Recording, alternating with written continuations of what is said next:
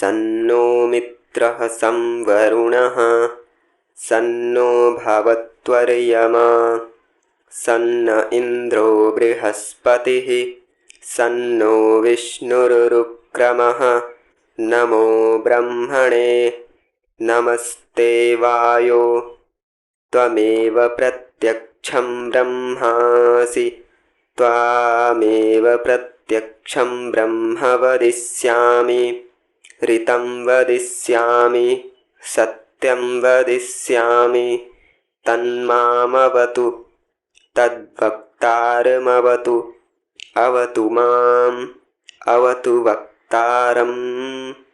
ॐ शान्तिः शान्तिः शान्तिः। वाल्मीकि रामायण के धीरोदत्त चरित नायक मर्यादा पुरुषोत्तम भगवान रामचंद्र है। इस ऐतिहासिक काव्य ग्रंथ में आदोपांत श्री रामचंद्र जी का विशद इतिहास वर्णन किया गया है। कथनोपकथन के प्रसंग में प्रसंगवश अवान्तर विषयों तथा अन्य वंश और व्यक्तियों का भी कवि ने वर्णन किया है। यद्यपि रामचंद्र की जीवनी अनेक संस्कृत तथा हिंदी के रामायणों में, लगभग 18 पुराणों में, उप पुराणों में, महाभारत में और संस्कृत के नाटक, शतक तथा चंपू ग्रंथों में किसी न किसी रूप में वर्णित है, उसी प्रकार जैन और बौद्ध ग्रंथों में भी राम के जीवन विषय में विशद वर्णन देखा जाता है तथा यत्र तत्र योग, वासिष्ठ आदि आध्यात्मिक ग्रंथों में भी राम के जीवन का आध्यात्मिक रूप लिया गया है। तथापि विशुद्ध ऐतिहासिक घटनाओं का वर्णन जिस प्रकार महाकाव्य वाल्मीकि रामायण में मिलता है, उस प्रकार का वर्णन इतर किन्हीं भी ग्रंथों में नहीं मिलता है।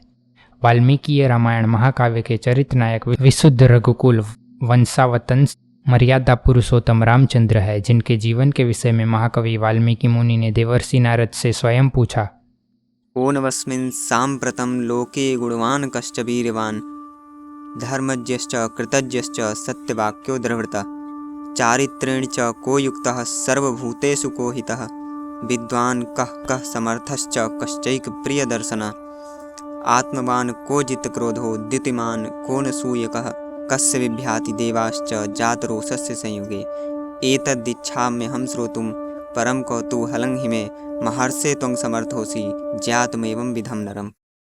अर्थात, हे तपस्वी, वर्तमान समय में इस लोक में गुणवान तथा बलशाली कौन है, धर्मात्मा कौन है, किए हुए उपकार का मानने वाला, कृतज्ञ तथा अपने वचनों का पालन करने वाला एवं दृढ़ प्रतिज्ञ कौन है, चरित्र का धनी, प्राणी मात्र का हित करने वाला, विद्या बुद्धि संपन्न, शक्तिमान और सर्वांगीण सुंदर कौन व्यक्ति है, अपने आप पर विजय प्राप्त करने वाला, जीत, क्रोध तथा प्रकाशमान व्यक्ति कौन है, दूसरों के गुणों में ईर्ष्यावश दोष न देखने वाला तथा सम्रांगण में जिसके उचित क्रोध से देवगण भी भयभीत हो जाते हो, ऐसा महान पुरुष कौन है। ऐसे नररत्न के विषय में मैं आपसे सुनना चाहता हूँ। अर्थात ऐसे गुणालंकार से अलंकृत व्यक्ति की जानकारी प्राप्त करना चाहता हूँ, क्योंकि मुझे ऐसे पुरुष रत्न के जानने का बड़ा कुतूहल है महर्षि। ऐसे पुरुष के बारे में जानने में आप सर्वथा समर्थ है। महाकवि वाल्मीकि से इन प्रश्नों को सुनकर देवर्षि नारद अच्छा सुनिए कहकर उत्तर देते हैं।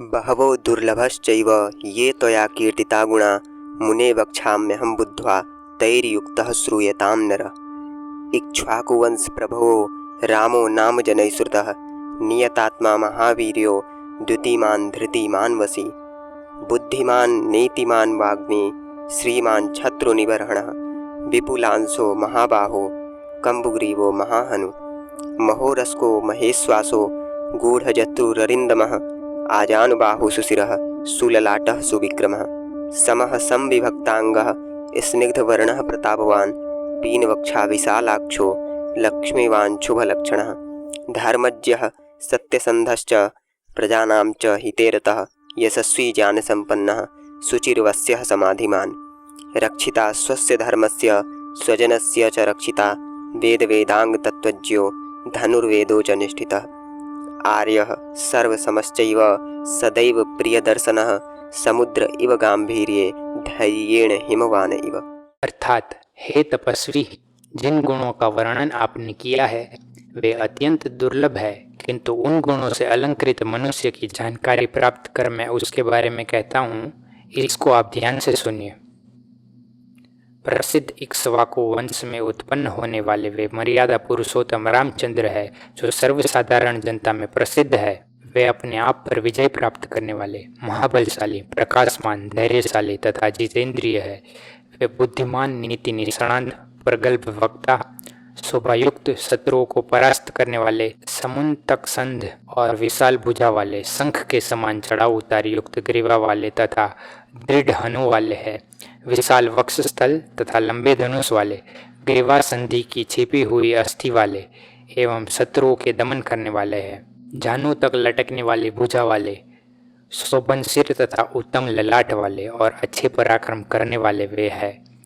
उनके अंगों की रचना समान है, अर्थात जो अंग जैसा होना चाहिए वह उसी प्रकार है। वे सुंदर वर्ण वाले और प्रतापी है। वे विशाल वक्षस्थल वाले, विशाल नेत्र वाले, सौंदर्य युक्त तथा संपूर्ण शुभ लक्षण वाले हैं। वे धर्म के मर्म को जानने वाले, प्रतिज्ञा के धनी, प्रजा मात्र का कल्याण करने वाले, यशस्वी, ज्ञान संपन्न, पवित्र बाह्यांतकरण वाले, जितेंद्रिय तथा समाहित चित्त वाले हैं। वे स्वकीय धर्म की रक्षा करने वाले तथा स्वजन बंधु बांधवों की भी रक्षा करने वाले हैं। वेद वेदांग के मर्मज्ञ तथा धनुर्वेद विशारद है। वे सर्वश्रेष्ठ, सबको समान भाव से देखने वाले तथा सदैव प्रिय दर्शन है। वे समुद्र के समान गंभीर तथा हिमवान पर्वत के समान धीर है, इत्यादि अनेकानेक मानवोचित गुणों से वे अलंकृत है। देवर्षि नारद द्वारा अपने अत्यंत कुतूहलपूर्ण प्रश्नों के समुचित उत्तर को सुनकर शिष्यों के सहित वाल्मीकि ने अत्यंत प्रसन्न होकर उनका यथोचित सत्कार किया। सत्कार आदि के पश्चात महर्षि वाल्मीकि से पूछकर देवर्षि नारद अपने गंतव्य स्थान को चले गए। उनके चले जाने के पश्चात ऋषि वाल्मीकि अपने शिष्य भरद्वाज के साथ तमसा नदी के तट पर स्नान करने चले गए। स्नान के पूर्व रमणीक तमसा तट पर भ्रमण करते हुए महर्षि वाल्मीकि के सामने एक ऐसी घटना घटी जिससे उनका हृदय दया से द्रवीभूत हो गया तथा घटना घटित करने वाले व्यक्ति के ऊपर महान शोक उत्पन्न हो गया। वह घटना यह थी कि वाल्मीकि मुनि ने अपने पास ही कौंच पक्षी के एक जोड़े को परस्पर केली करते हुए देखा। जिस समय अपने विस्मृत दृष्टि के कवि वाल्मीकि उस पक्षी के जोड़े को देख रहे थे, उसी समय नर पक्षी को एक व्याघ्र ने अपने तीव्र बाण से आहत कर दिया। पक्षी के वध करने वाले व्याघ्र को देखकर दुखाक्रांत मुनि वाल्मीकि के मुख से सहसा ये शब्द निकल पड़े। मा निषाद प्रतिष्ठास्त्व मगमः शाश्वती समा यत क्रौंच मिथुनादेक मवधि काम मोहितम। अर्थात, हे निषाद, तुम बहुत दिनों तक इस संसार में प्रतिष्ठा तथा जीवन से वंचित रहो, क्योंकि परस्पर काम क्रीड़ा में संलग्न नर कौंच पक्षी को मारकर तूने गुरुतर अपराध किया है। इस घटना को देखकर सहसा मुख से निकलने वाले इन शब्दों के प्रति महामुनि वाल्मीकि के हृदय में चिंता उत्पन्न हुई कि उन्होंने दुख के आवेग में आकर सहसा यह क्या कह डाला। अपने मुख से निकली छंदोबद्ध वाणी को सुनकर शिष्य भरद्वाज के सहित कुछ देर तक ऊहापोह करते रहे। पश्चात उन्होंने यह निश्चय किया कि शोक के आवेग में आकर मेरे मुख से सहसा यह छंदोबद्ध श्लोक ही निकल पड़ा है। स्नानादि से निवृत्त होकर शिष्य के सहित महाकवि वाल्मीकि अपने आश्रम को चले गए। वहां वे जिस समय शिष्यों के साथ परस्पर वार्तालाप कर रहे थे, उसी समय शांत मुद्रा वाले स्वयं समर्थ वेद वक्ता ब्रह्मा जी उस मुनि श्रेष्ठ को देखने के लिए आश्रम में आए।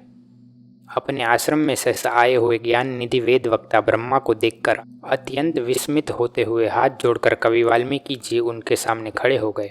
पाद, अर्घ्य, आसन आदि द्वारा उन्होंने प्रणाम पूर्वक ब्रह्मा जी की पूजा की तथा उनसे कुशल प्रश्न पूछा। कुशल प्रश्न के अनंतर यथास्थान सभी लोग बैठ गए। तत्पश्चात निषाद द्वारा घटित करुणामय घटनाओं पर विचार करते हुए मुनिवर वाल्मीकि कुछ देर के लिए ध्यान मग्न हो गए।